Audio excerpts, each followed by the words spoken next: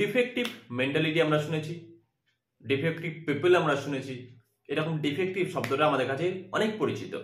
কিন্তু ডিফেক্টিভ ভার্বও হয়। এই শব্দটা কি তোমার কাছে পরিচিত? যদি পরিচিত না হয়, আজকে এই ক্লাসটা তোমার জন্য খুব ছোট একটা ক্লাস, শুধুমাত্র বোঝানোর জন্য যে ডিফেক্টিভ শব্দটা যেটা আমরা বারবার ব্যবহার করে থাকি, সেই ডিফেক্টিভ শব্দটাও কিন্তু ভার্বের ক্ষেত্রেও ব্যবহার করা হয়।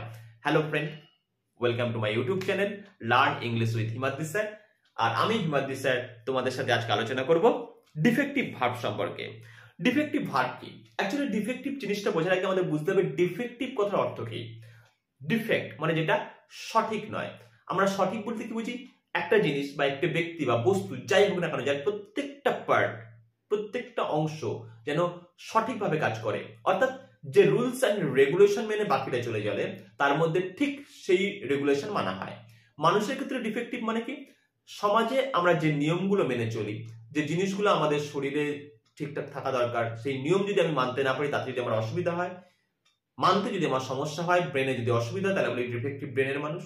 যদি আমার শরীরে কোনো অঙ্গ যদি যা হওয়া উচিত ছিল তা না থাকে, তাহলে বলি defective figure.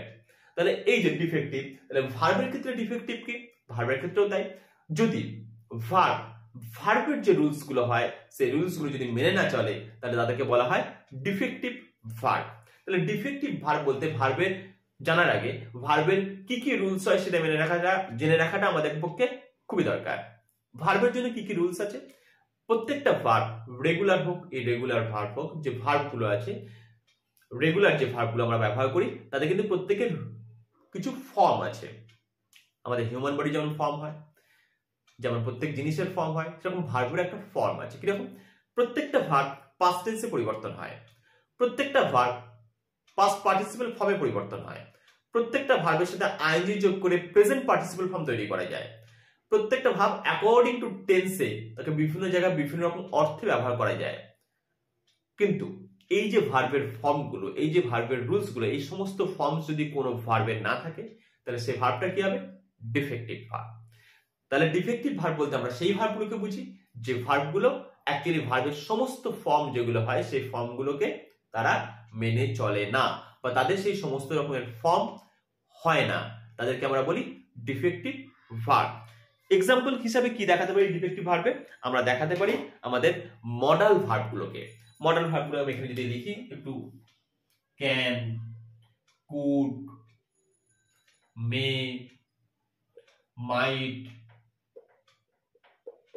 shall, should, will, would,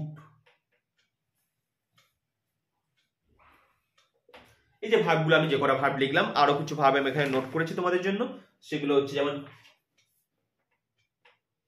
ও, যেটা যন্ত্রণা বোঝাতে ব্যবহার করা হয়। আর কি আছে এখানে? আমি লিখেছি ওট, যে উচ্চারণটা ও ইউ জি এইচ টি। আর আছে Q U O T H, Q U O T H. আচ্ছা, এটা বলার আগে তোমাদের একটা জিনিস অবশ্যই আমি বলে দেবো, এই Q U O T H এই শব্দটা কিন্তু বর্তমানে আর ব্যবহার করা হয় না। একে বলা হয় আর্কেইক ইংলিশ। আর্কেইক ইংলিশ জিনিসটা কি? আর্কেইক ইংলিশ হচ্ছে সেই জিনিসটা যে ইংরেজি শব্দগুলো একসময় ব্যবহার করা হতো, কিন্তু বর্তমানে সেই ইংরেজিগুলো আর ব্যবহার করা হয় না। যেমন আমরা বলি ডথ, কবিতার ক্ষেত্রে এই কোথ, ডথ, এই ধরনের আর্ট।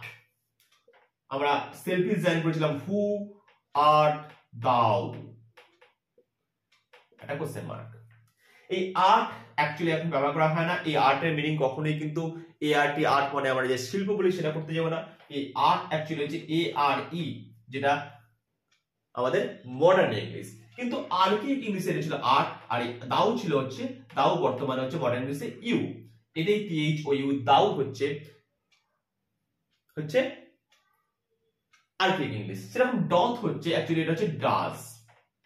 তো এই ধরনের শব্দ যেগুলো আমরা বলছি, এগুলো সবই হচ্ছে আর্কেইক ইংলিশ থেকে এসেছে। কবিতার ক্ষেত্রে পুরোনো দিনে যে সমস্ত কবিতাগুলো আমরা এখন দেখতে পাই, শেক্সপিয়ারিয়ান কবিতা বলি, বা যে সমস্ত সনেট ফনেট, বা আমাদের মার্লোর লেখা কোনো অংশ, বা স্পেন্সার যারা আছেন সনেট লিখেছেন বা কবিতা লিখেছেন, তাদের ক্ষেত্রে এই কবিতাগুলোর ক্ষেত্রে বা আমাদের রোমান্টিক এজে যেগুলো ছিলেন, রোমান্টিক এজ মানে আমাদের রোমান্টিক ওই অর্থে নয়, অ্যাকচুয়ালি ইংলিশ লিটারেচারের রোমান্টিক এজ, তো তাদের যে লেখাগুলো ছিল সেলি, বাইরন, কিটসের লেখাগুলো ছিল এই ধরনের শব্দ আমরা দেখতে পাই। মেনলি বাইবেলে যদি কেউ দেখে, বাইবেলে এই ধরনের শব্দ হিউজ পরিমাণে ব্যবহার করা রয়েছে, কারণ এই শব্দগুলো হচ্ছে অ্যাকচুয়ালি হচ্ছে আর্কেইক ইংলিশ, যেটা ওল্ড ইংলিশ হিসেবে ব্যবহার করা হয়।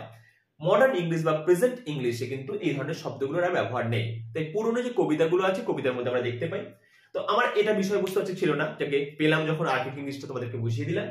আর মেন বিষয়বস্তু হচ্ছে এইগুলো, এই যে ভার্বগুলো আমি এখানে লিখেছি এই ভার্বগুলোর ফর্ম নেই। ক্যান সামটাইমস পাস্ট টেন্সে কুড ব্যবহার করা হয়, কিন্তু কুড প্রেজেন্ট টেন্সেও ব্যবহার করা হয়। তাই ক্যানের পাস্ট ফর্ম হিসেবে কিন্তু কুড নয়। Could sometimes used as past form of can. তো এই যে এই কুড ভার্বটা আমরা কিন্তু পাস্ট ফর্ম অফ ক্যান হিসেবে ব্যবহার করতে পারি কখনো কখনো, কিন্তু কুড কিন্তু পাস্ট টেন্সেরই কোনো ভার্ব নয়।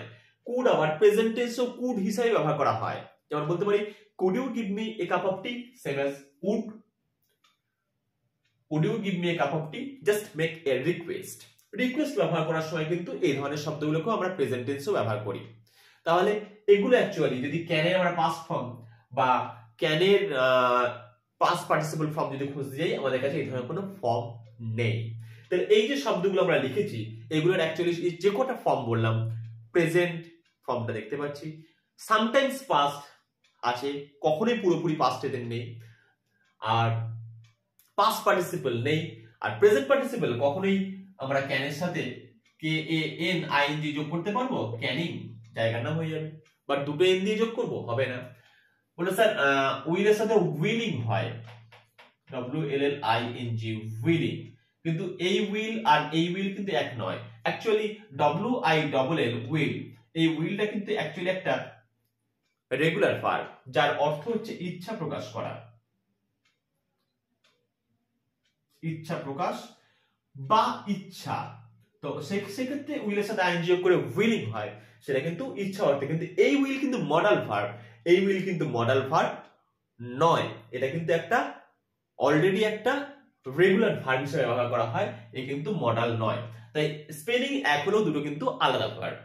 তাহলে কখনোই বলবেন যে স্যার উইলের সাথে আইএনজি যোগ করে তো উইলিং হয় না, আর যদিও হতো তাহলে উইলে কিন্তু কোনো পাস্ট ফর্ম ছিল না। স্যার সামটাইমস উড, তাহলে পাস্ট পার্টিসিপল কোনটা নেই, কিন্তু অ্যাকচুয়ালি দুটো ভার্ব আলাদা। তাহলে ডিফেক্টিভ ভার্ব বলতে আমরা এই ভার্বগুলোকে বলে থাকি, কারণ এই ভার্বগুলোকে এই কারণে বলে থাকি এদের সবকটা ফর্ম হয় না, এদের ফর্মে গন্ডগোল আছে, তো এরা ডিফেক্টিভ। বোঝা গেল? ভালো লাগলে একটা লাইক করো, আর চ্যানেলের অন্য ভিডিওগুলো, গ্রামার সংক্রান্ত অন্য ভিডিওগুলো অবশ্যই দেখো। ধন্যবাদ তোমাকে পুরো ভিডিওটা মনোযোগ সহকারে দেখার জন্য।